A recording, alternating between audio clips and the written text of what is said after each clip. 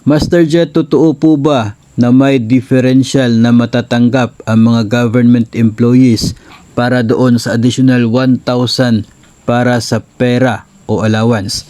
Ang pera, mga master, ito po ay tinatawag na pera. Ito po ay nangangahulugan ng Personal Economic Relief Allowance or pera. Kasalukuyan pong 2,000 pesos ang tinatanggap natin dyan. Dinadagdag po yan sa atin pong monthly basic pay.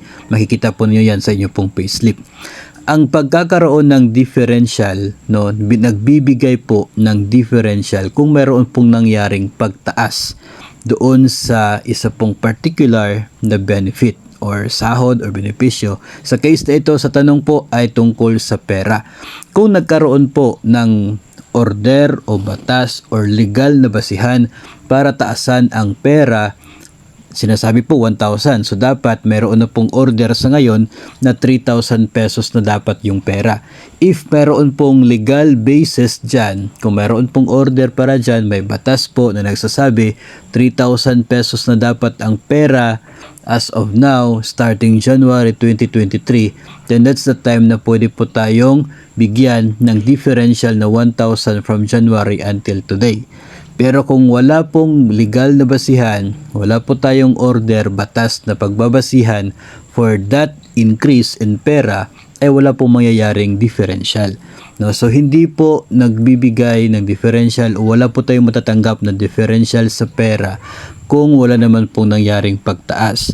No? So hindi po tayo sure kung saan po sila nanggaling ng ideya na ito o kung sino po yung mga nagpapadala ng mga ganito pong mensahe sa mga group chats o kaya ay sa mga grupo ng mga guro. We're not sure saan galing, pero as of now, ang sigurado po natin, puro pa lamang po mga bills, panukalang batas ang nandyan, existing, na gustong taasan ang Personal Economic Relief Allowance ng mga government personnel.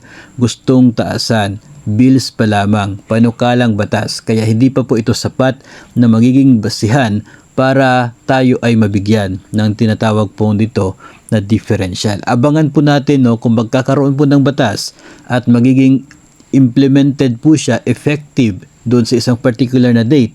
No, kung hindi po siya ma-implement agad sa sahod, tapos effective na yung batas na yon, then that's the time na magkakaroon tayo ng differential. Pero for as long as wala pong batas for that, wala po tayong legal basihan, ay wala po tayong dapat aasahan na anuman pong differential dito sa Personal Economic Relief Allowance.